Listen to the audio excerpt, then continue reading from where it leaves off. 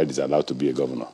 When you have young men who, though by age they are qualified by law, but by action and what they say, they don't look like governors. You want me to reply to that? I won't talk to that. I won't. Let him put the country on fire. Let us see how it goes.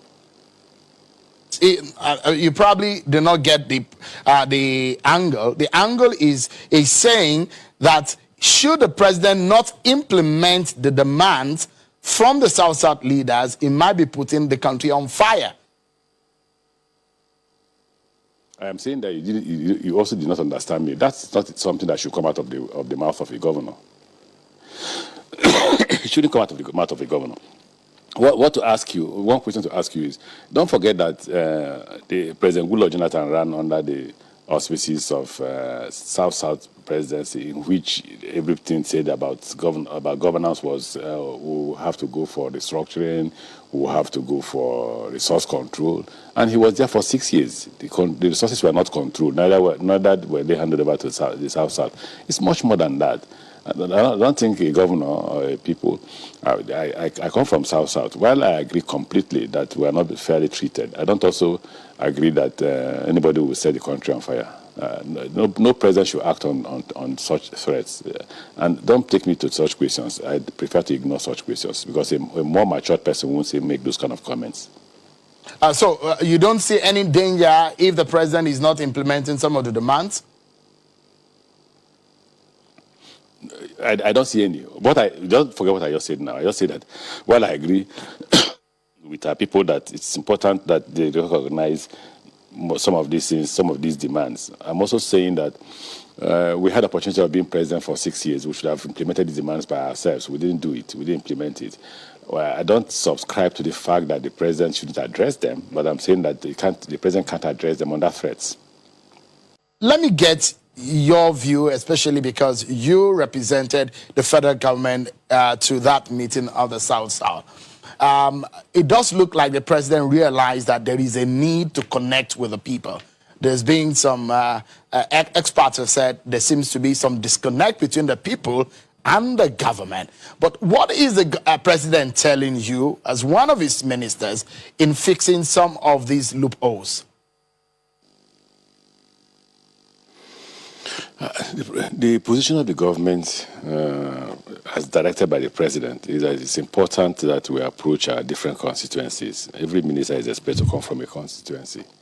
And so, basically, the directive was, look, what the answers seem to have thrown up is the fact that there was a need for the government to not just listen to the young men and women who participated in the NSAS, but also see how to address some of the issues and convey to the people that the government is not just sitting down. There are a lot of things that we're doing that it appears that are not properly communicated. Take, for instance, the colleague of mine, the Honorable Minister of State for Labour, who read out what the contracts that the President has awarded as pertaining to railway, did mention that there is a contract awarded by the federal government for the construction of a new deep-sea port in Bonny, with a rail line from Bonny to Port Harcourt and from Port Harcourt to Maiduguri, going through Aba, Umuahia, Enugu, Aba. We also went to Were, up to Makurdi, to Maiduguri, to Gashua and Yobe. That's the matter in Yobe State. That's as pertains to railway. You also mentioned the fact that there will be a university that will be built in Port Harcourt. They are also trying to develop an industrial park. All those contracts have been awarded. What we're doing is that we're seeking for funds, loans to construct those projects. So I think what he felt was that was an opportunity for us to communicate some of the things we were doing and also listen to our constituents and convey the grievances of our constituents to government, as well as we conveying what we have done to the people we represent. Okay, so let me then take you to the matter of rail that you mentioned, or perhaps we need you also to clarify Because if Nigerians, part of the conversation in that meeting is the issue of restructuring, does that resonate with the president, and is he handling it with some urgency that a lot of people think it requires? There's this comment a friend of mine made the other day. Why is it that it's only when the president comes from the north that we talk about restructuring? I completely agree that the injustices that have been meted to as many places as possible be addressed. I completely agree with that. Somehow, whatever you call it, whether you call it restructuring or you call it whatever name you like, you give it. But don't forget, as a country, we can't afford not to go together as one country. We can't afford. I believe that it is important we listen to the Southeast, we listen to the Igbos. I believe that it's important we listen to the South. I believe that it's also important to listen to the people in the North Central. We just really need to not just talk, to implement some of the things that we have had conversation about. But I continue to argue, and I'm sure a lot of people won't like this argument. We had the opportunity of being president under President Obasanjo. We didn't restructure. Neither did we take any of those major decisions. And by the time the Nigerian people helped to elect President Goodluck Jonathan, what we are clamoring for in the South was for resource control. And we had a president from the South who stayed in the office for 6 years and nothing changed. Even as a governor then, we had applied for, what do you call it? We had applied that there should be a change in the revenue formula, and it wasn't also addressed by the government. So why is it that it takes time? It's only when we are not empowered that we raise this issue of restructuring. When we're empowered, we're not able to address it. Have we as a people in the South and Southeast asked ourselves this question? Why are they not courageous enough when they have opportunity of being in government to take that decision? Why must it be only when people who are not from our own region get to power that we begin to ask for resource control, or we begin to ask for restructuring? We must learn to address those injustices. We must address them and serve those who have put us in power, because the people are hungry. The people are. That's one thing I wanted to add when Governor Duke was speaking. That it's not essentially just about intelligence and recruitment in police. It's also about the fact that people are hungry in the community, and they've been hungry for a very long time. So when you talk about NSAS is not just about police brutality alone. It's about the fact that the elites, you and I, Shehu, you and I, have mismanaged I don't our belong resources. into that. We've not managed it well, and the people are grumbling. Yes. I don't belong to that class where you belong. We can't continue to look at them. And don't forget, when I was a governor, I predicted that this kind of thing will happen. Because what I was seeing then, and don't forget, Buhari wasn't president by then, was the situation where the elites were sharing the resources that were available to Nigerians and impoverishing the poor further.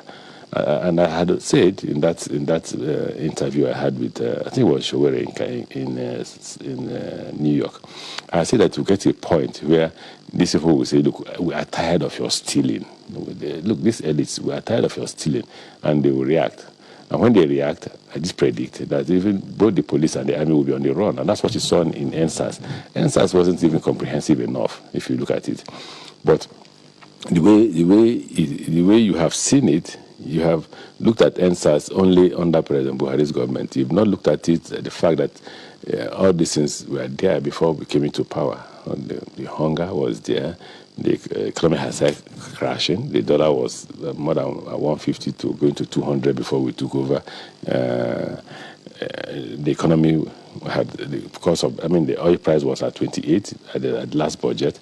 So things are a bit difficult for the people. And we must, as a country, address all this comprehensively. So that's the question I was asking. So you just painted a very gloomy picture now. So the question is, will President Buhari fix those problems that surround the matter of restructuring? You've said that people don't raise this matter until people from the opposite region are in power. But now that this problem is confronting the Buhari government, those of you who are in government, do you think it is urgent and important to fix it now? Well, no. One thing that's critical and important to the president is how to reduce poverty. If you reduce poverty, you will reduce agitation. So people are hungry, you address hunger and poverty, and remove this money that these elites are stealing and put it in the hands of the poor. If you're able to create employment, you're able to create. Once you create employment, you create security. If you like, hire as many men as you want to hire that are policemen. You will do nothing until you put food in the hands of people. When you don't create a legitimate economy, the people will create for themselves an illegitimate economy and be able to feed themselves. Because if you don't feed themselves, they will die. They will die. So if what's important is restructuring. I don't see anything wrong with restructuring, but I'm saying that it's not the most critical problem that we have. The most critical problem we have is that hunger and poverty are breeding insecurity. And before, from Borno and others, you can feed the whole nation. From Benue, you can feed the whole nation. People are not able to go to farm anymore because of banditry. We are facing a different kind of insecurity. When we were in power as governors, the problem we were facing was Boko Haram. Now it's much more than Boko Haram. We need to address those issues. But are you worried that maybe Nigerians are not seeing it from the government's perspective, how you are tackling some of these problems? Because you've raised the matter that Nigerians are hungry. Are you worried as a minister in the federal government that people may not be seeing what you are doing to fix, especially this issue of insecurity? Let's deal with these issues. Now, when we came to power, not much more. A lot of things have been done in agriculture, but we improved on it. Don't forget, we not only improved on agriculture, we improved on the logistics of moving this produce from the different locations to the market. So that's why you can talk about railways. We improved on power. We improved on the roads. We may not have done the best because we don't just have the resources, but we are certainly not sleeping. The president won't allow you as a minister to sleep in your office or sleep at home if you don't fix the problems that are confronting the country as it pertains to your ministry. The president won't do that. But the basic thing is you don't have enough resources to get it to a point where the people will feel that now they have the resources to feed themselves. So what is confronting the government today is not just insecurity alone. It's the fact that we must provide the people an opportunity to be able to create wealth for themselves. The past governments created that opportunity. Maybe they did, but not enough until we inherited it. And we cannot find the solution to these problems in 1 year, in 2 years, in 4 years, or in 8 years. It's a process that will be gradual, that you have to implement. And then as you create wealth, as you create the economic growth, that's how you reduce poverty, that's how you reduce insecurity.